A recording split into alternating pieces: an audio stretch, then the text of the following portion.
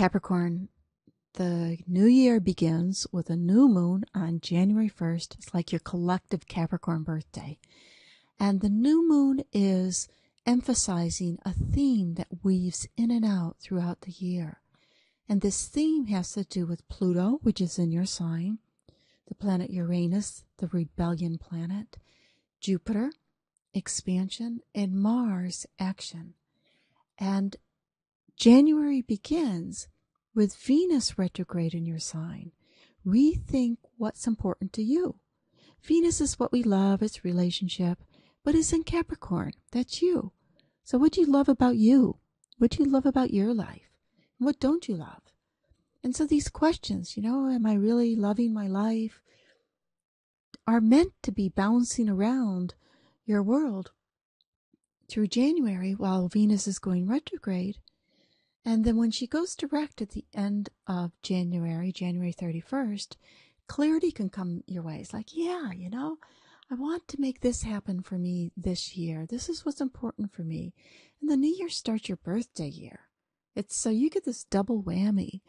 You get the collective consciousness of the new year, new start, also being your birthday, solar return, new year, new start.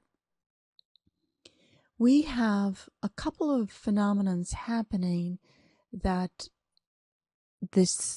shift the energies.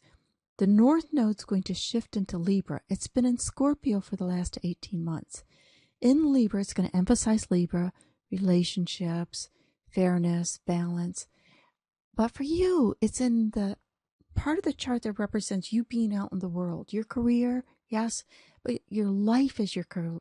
Your life is your work of art.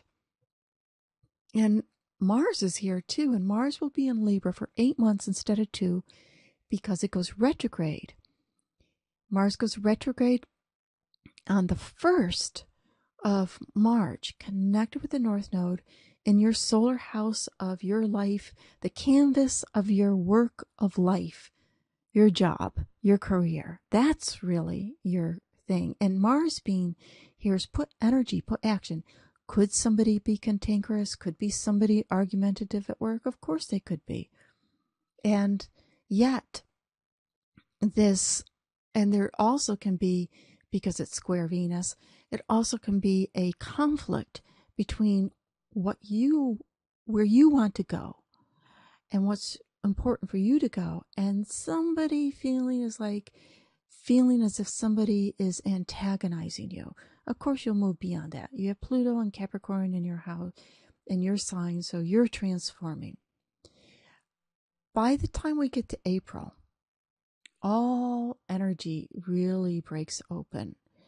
We have the lunar eclipse on April 15th. That is highlighting career for you, your work of art. Your life is your work of art, as I like to call it, and balance between your outer life and your inner life.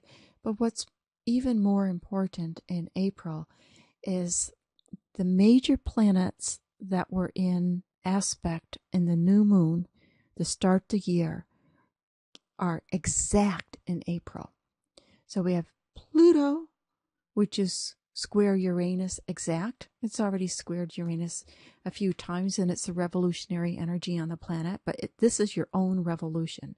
And where your revolution comes is by willing to see things different from deep within, like what makes you who you are, the psychological components of you.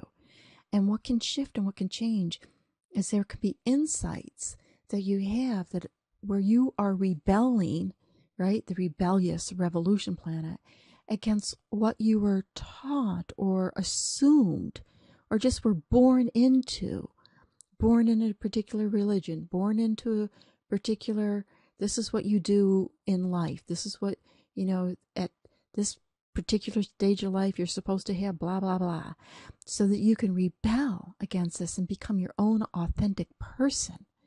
And we have Mars. So and Mars is putting action into the canvas of what you want to create your life.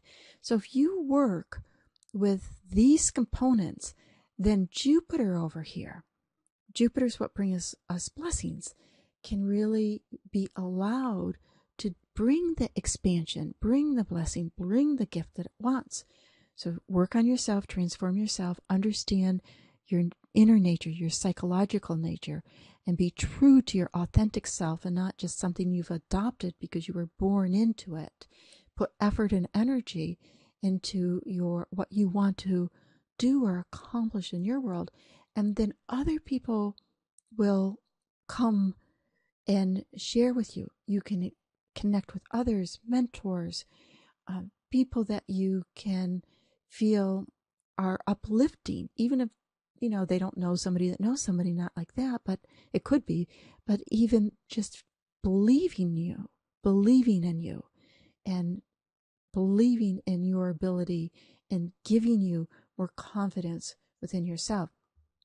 Of course, Saturn is still up in Scorpio and will be throughout the rest of the year until the late December.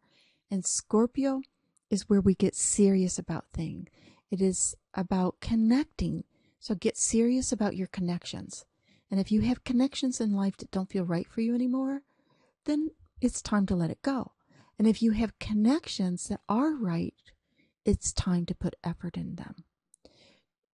That will enable you to be able to put the time and effort into friendships, into either groups or organizations, in a way where you can experience results, if you want to call it that, or that feeling of accomplishment, and that it's worthy. You really felt that it is productive. It is a good place to spend your energy, and you feel more inspired and uplifted instead of spending energy in, volunteering with a group or connecting with a bunch of friends or associates, acquaintances, and then feeling drained.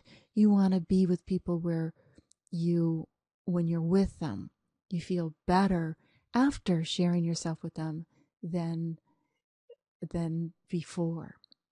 So this is a phenomenal year for growth and change, and especially for any Capricorns that were born December 30th, 31st, 1st, 2nd, or 3rd, as Pluto, these outer energies, will be impacting your natal sun specifically.